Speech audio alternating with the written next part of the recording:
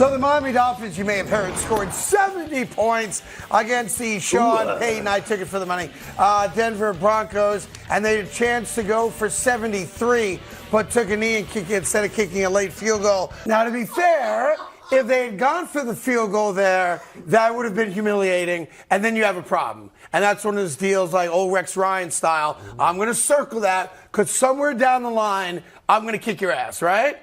But, dude, you scored 70 points. And not only that, you had Mike effing White throwing 50-yard bombs against the Denver Broncos in the fourth quarter. I don't want to hear about respect. This is Mike McDaniel saying, I wanted the job to be the Broncos head coach, and you didn't even interview me. I never forgot that. Chip on the shoulder.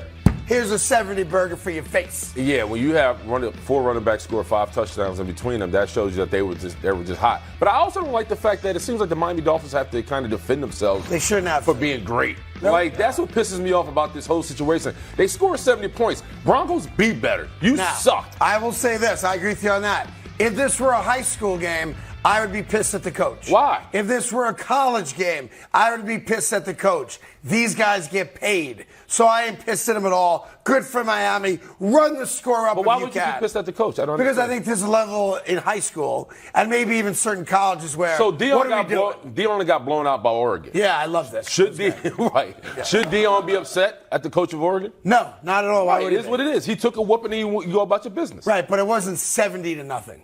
Yeah, a little different. I know it's 70-20 in that game. And plus, they all get paid, so I don't think you have to explain yourself at all. I'll be the bad guy.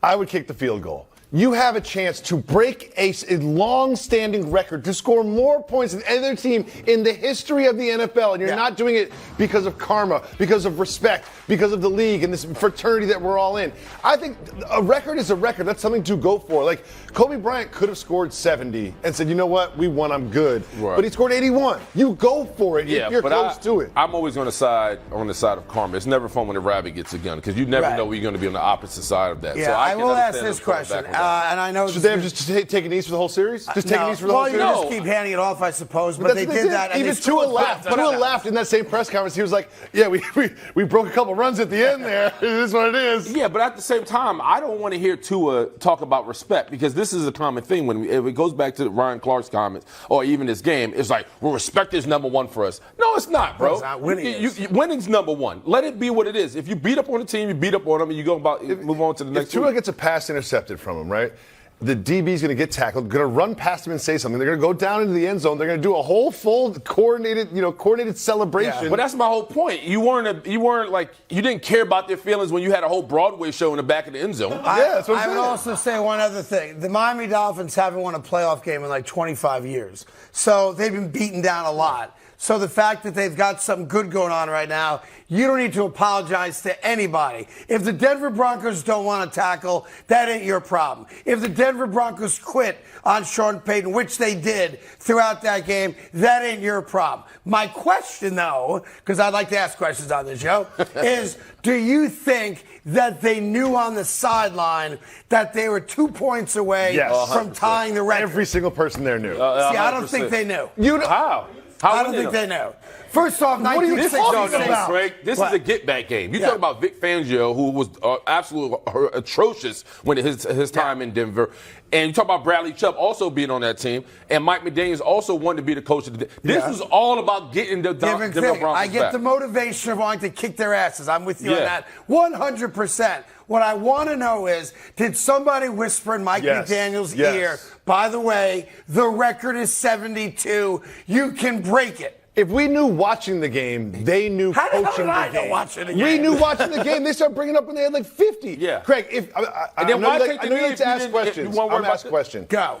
If you were Mike McDaniel, you're in field goal range, all you have to do is bring the kicker out there, kick it through the upfield, and you've scored more points than any team in the history of football. Yeah. In the history of professional football, do you kick the field goal? I don't kick the field goal. I fake it and go in for 6.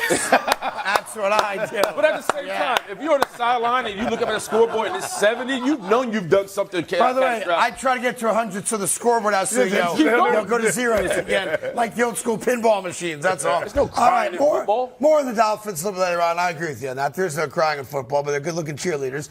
Speaking of which, the Dallas Cowboys, Stephen Jones, was asked, because he likes to talk like his pops does, about the Cowboys' red zone offense, or lack thereof. They ran 11 plays inside the 10-yard line, and they didn't score a touchdown on any one of them. That's a problem.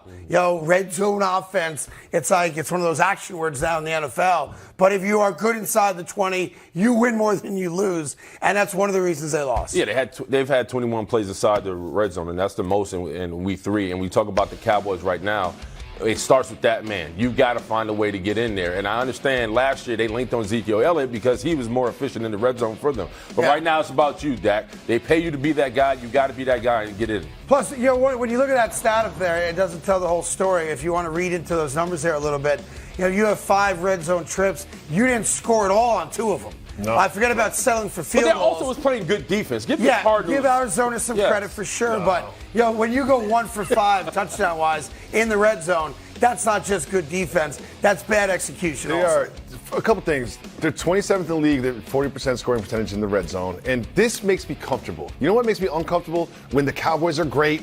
They win 40-0, and then they win 30-10, and everyone's happy, and Dak Prescott's a good quarterback, and he hasn't had any interceptions. I want this. I want complaints. I want the Jones family on the radio complaining. I want us questioning Dak's performance. I want them being bad in the red zone. This makes me comfortable again. I'm happy this is happening. Well, that's what the Cowboys have been for the last 25 years, too. Like a team that can't enjoy any lengthy success. Right. It's like spotty success. And as soon as they have a little success, everybody comes out of the woodworks. Here we go. Oh, Dak's the greatest leader of all time. Exactly. Dak's the guy. We're winning Super Bowls. Don't worry about scoring touchdowns. And then you lose to the Arizona Cardinals, a winless team. Last week they were 2 of 6 in the red zone, so now it's starting to look like a trend. And on top of that, the keys to scoring in the red zone: go. Run the ball. Yeah. Don't throw it. Downhill. Play cowboy football. That's what they're accustomed to. So I don't know what's the hiccup. Well, listen, now you've got New England. And, of course, if we look a little bit more into the future, that matchup that we were hoping was going to be the matchup of unbeatens, them in San Francisco, that's off the table now. Because as Jacoby said, this is amazing to me, actually, that the parity is at what it is. Only 3 undefeated teams left in the sport. Philly, Dallas, Miami. 1 AFC team, undefeated, only 3 weeks into the season. Meanwhile, San Francisco's sitting there going, I saw you did last night, Philly. You ain't that good. We'll see. I mean, you got to answer the bell. They're gonna run into each other. It is what it is. Let's see if you want that smoke in. Yeah. The question is, can New England beat Dallas next week? We'll get into that a little bit later on, and not on today's show specifically, but throughout the week, of course, because that's a marquee matchup, a little inter-conference play, and we love that. Hey there. Thank you so much for watching The Carton Show. You can subscribe right here to get all the latest bits and segments from the show. And by the way, while you're at it, we have a lot of great shows on FS1, so check them out too.